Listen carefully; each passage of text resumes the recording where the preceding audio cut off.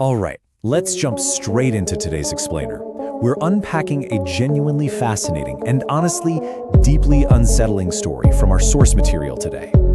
We are heading into the desolate village of BHAIRAVPUR. Now this is a place totally cut off from the bustling towns, where the streets would just inexplicably empty out completely by evening.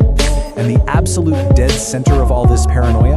An old, crumbling haveli, a huge mansion, just standing there with blown-out windows. The cold wind would constantly whistle through it, making this incredibly eerie rustling sound. The villagers absolutely refused to go anywhere near the place, completely convinced that something unseen was just pacing around the grounds. So we're going to break down the anatomy of this localized terror and see exactly how one single isolated dare totally unraveled an entire community. But you know, before we even get to the timeline of events, let me just ask you, have you ever felt someone walking right behind you in the dark? I mean, it's this primal, universal human fear, right? That paranoid, deeply unsettling feeling of an unseen presence hovering just over your shoulder. Well, our source material taps directly into that specific psychological nerve. See, the terror in BHAIRAVPUR, it wasn't about flying objects or physical attacks at all. It was rooted entirely in the ahat, the sound of unseen footsteps. And that's what makes it so brilliant. It grounds the supernatural in an experience that literally almost every single one of us has had while walking down a dark hallway or an empty street. Okay, so let's get into the inciting incident, the spark that lit the match. It all starts with this character named Rina, who visits the village with some friends. Driven by, well, a bit of arrogance and a total disbelief in ghosts, she accepts a dare to step inside this dreaded haveli completely alone. She flips on her flashlight, strutting in, expecting absolutely nothing. But as the beam hits the ruined walls, she sees something impossible. Right there on the wall, right next to her own shadow, a second shadow begins to move. She calls out, nothing, dead silence. But then she hears it. The slow, deliberate ahat, the footsteps. And they are coming closer and closer to her. Naturally, she flees in absolute terror, looking like she's seen a ghost, which, you know, she kinda did. Now, what is truly terrifying here is just how rapidly this whole phenomenon escalated. Let's trace this out. On day one, Rina does her dare inside the dark haveli. But it didn't just stay in the haveli, it followed her. By nighttime, Rina is hearing those same footsteps inside her own bedroom. But then, and this is where it gets crazy, the entity breaks its localized bounds. It starts targeting entirely unconnected villagers. Late that night, Raghu, the local barber, is walking home near the pond, and he suddenly realizes someone is perfectly matching his pace. Then, hitting midnight, we have Anirudh. Now, Anirudh is the rational schoolmaster who didn't even believe in ghosts. But walking on an empty road, he clearly hears the heavy thud of boots right behind him.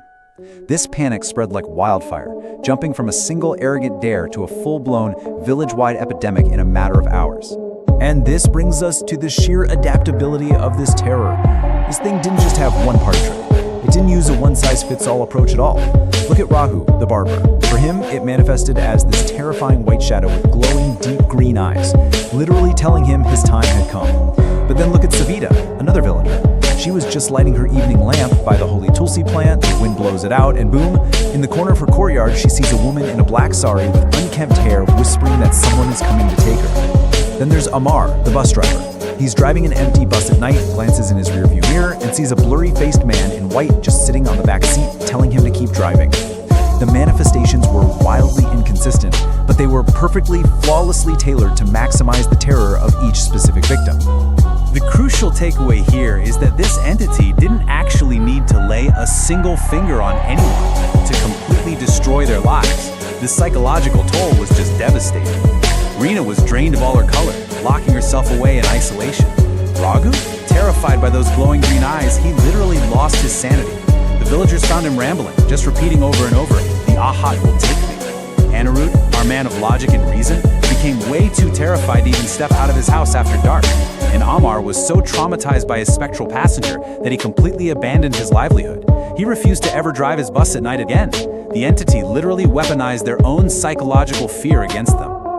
So things hit a total boiling point when the village decides, okay, we're gonna fight back using faith. A priest named Mohan marches up to the haveli, loudly declaring that if there's a spirit there, he's going to grant it peace. He starts chanting his mantras, but the entity is completely unbothered. First, Mohan hears those slow footsteps creeping up the stairs. Then, this massive, heavy iron chain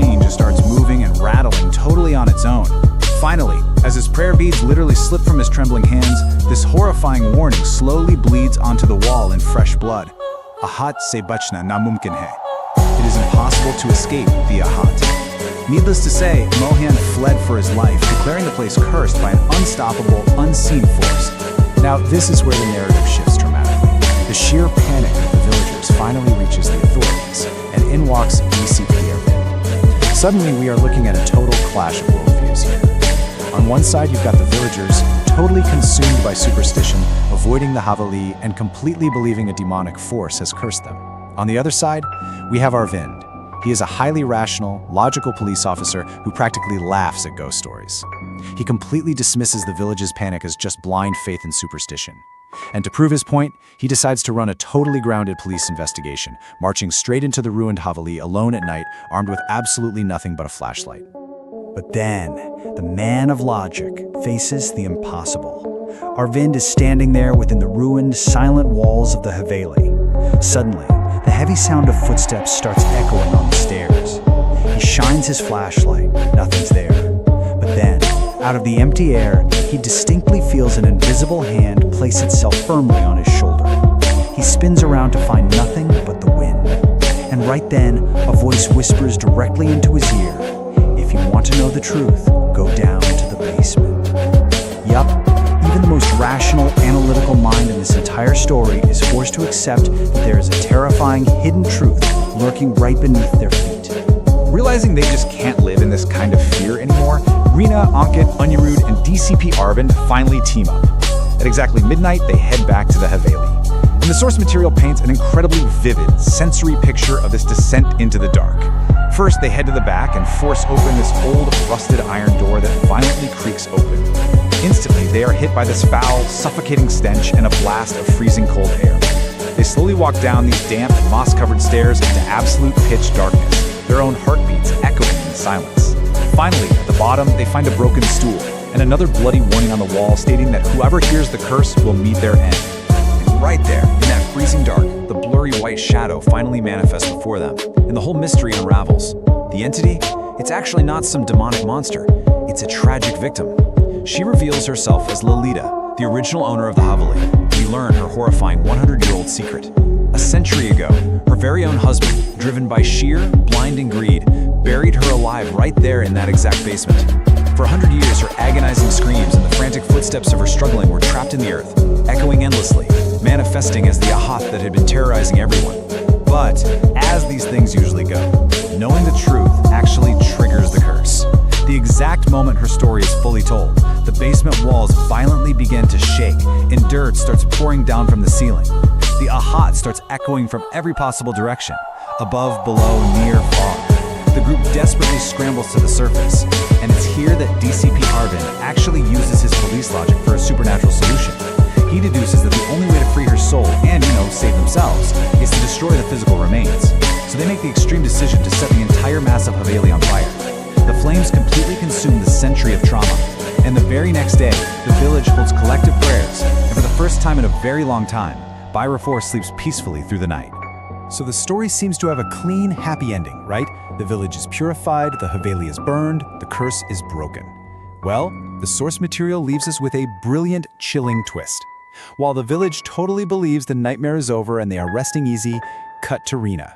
She's sitting completely alone in her room a few days later, just studying. Suddenly, a cold breeze drifts through her open window, and from the dark corner of her own bedroom, she hears it again, the slow, deliberate sound of footsteps. The physical Haveli might be gone, but the terror, it has permanently attached itself to her mind. Which brings us to our ultimate takeaway from today's explainer. The source tells us that the Ahat is not just a physical sound, but an unseen shadow that follows you everywhere once you've heard it. So I'm gonna leave you with this question to chew on. Was the Ahat truly just the trapped spirit of Lalita, or does it represent something much deeper? The inescapable shadow of our own psychological fear. A fear that, once awakened, never really stops following us in the dark. Thank you so much for